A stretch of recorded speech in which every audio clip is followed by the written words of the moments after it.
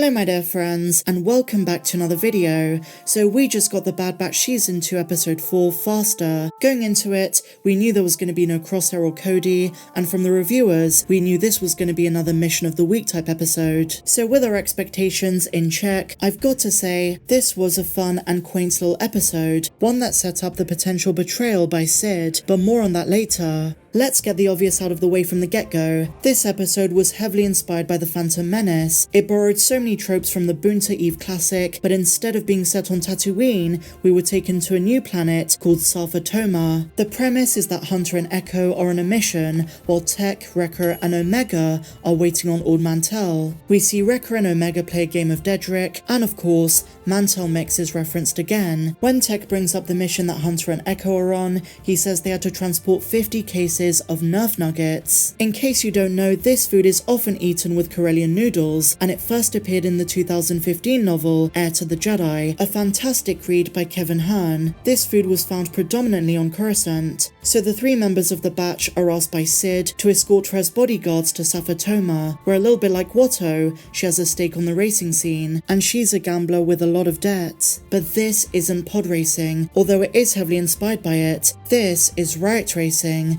Everything about the racing sequences shouted Phantom Menace. First of all, the sassy comedy of the announcer. He sounded a lot like Foden Bede and their commentary. Later in the episode, he introduces all of the various pod racers. This was a direct callback to episode 1, where we saw the same thing. Not to mention that Cid's rival had a racer who's an Azorian, the same species as Clegg Holdfast, a rival racer to Anakin. And before we start wondering if they're the same person, they're really not. The guy in the episode was called Jet Venom. We also got an Attack of the Clones reference, with one racer having the head of a battle droid, but the body of a protocol droid, just like the unfortunate mishap that C-3PO had on Geonosis. Other references to the Phantom Menace included a cheering crowd, Omega and Wrecker were basically Padme and Shmi, the sound of pod engines on the starting line, Tech at the repair shop working on Cid's racer droid Teo, who reminded me a lot like an unfinished 3PO, the pit droids, and the sandy landscape. Not to mention that Cid's rival Millegi had a Jabba vibe to him,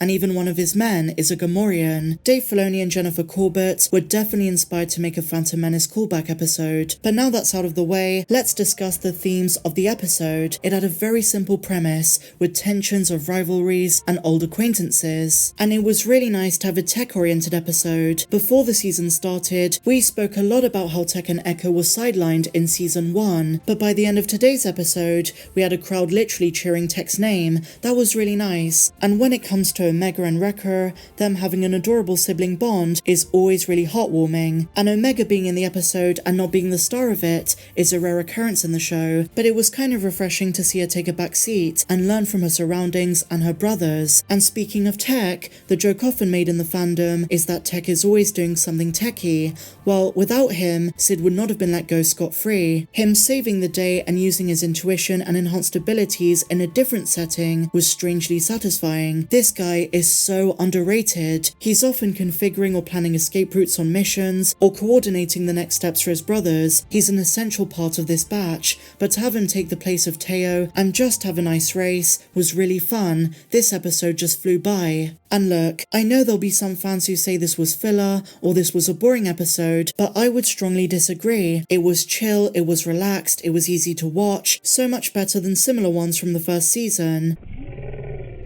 Not every episode has to be high stake, some of them can just be like this, a fun experience with callbacks, a lot of action, and just overall, a visually stunning episode of animated Star Wars. Now, something we really should talk about is how Cid and Millegi know each other. She was clearly part of his group at some stage in the past. They were hustlers. Whether they had a romantic relationship is ambiguous, but one thing that kept coming up is that she's changed quite a lot, although Millegi disagrees. He seems to think that deep down she's still the hustler she always was, one who backstabs to get on top, but Cid insisted that she has changed. I guess we're just gonna have to wait and see. And by the way guys, Millegi is a Dawatin, like Drumgar from The Force Awakens, a really huge, aggressive species. Quite a cool design by the way, and it really works in animation. So at the end of the episode when Tech wins, they save Cid and Millegi warns the batch that she can't be trusted, which puts Cid's motives into question. Now this for me is what makes the episode an essential watch for what's coming, because season 2 was set up in the first 2 episodes as the batch trying to buy their freedom so they don't have to depend on Cid forever. But what if there's an ulterior motive? How do we know she's not just going to hand the batch over to the Empire? She might just take the money and run. And this also brings up the question of who was that character at the start? Fee Genoa, Wanda Sykes' character who's a pirate. What role is she going to play in all of this? She might be more sinister than we think.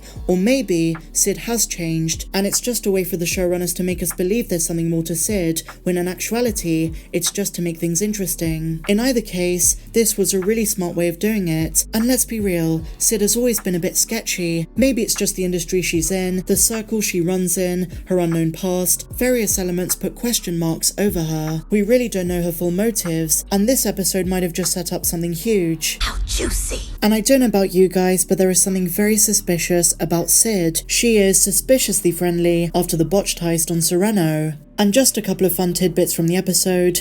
Millegi is voiced by Ernie Hudson, Winston from Ghostbusters, and the droid Teo is voiced by Ben Schwartz, the guy who voices Sonic. Some very high caliber voice artists this season, so how would I rate this episode? Honestly, and maybe this is just because I'm a huge prequels fan, especially the Phantom Menace, my rating is an 8 out of 10. I'd usually find these kinds of episodes a bit draggy, but this one was a great diversion, so much fun with a fitting runtime. I also love the return of familiar aliens, and it accomplished what it needed to. The score was also really great and matched the tone of the episode really well. The visuals amazing as always, and I am a bit biased because I love the fact this was a tech episode. Nothing really dragged on too long, the racing sequences were great, and generally speaking this was my cup of tea. Now with 16 episodes in total, they can afford to have an episode like this every once in a while. As I said earlier, not everything has to be super high stake. I also feel as though this episode was really rewatchable. I think I'm gonna go rewatch this another few times. We also can't fault the creators for wanting more meat on the bone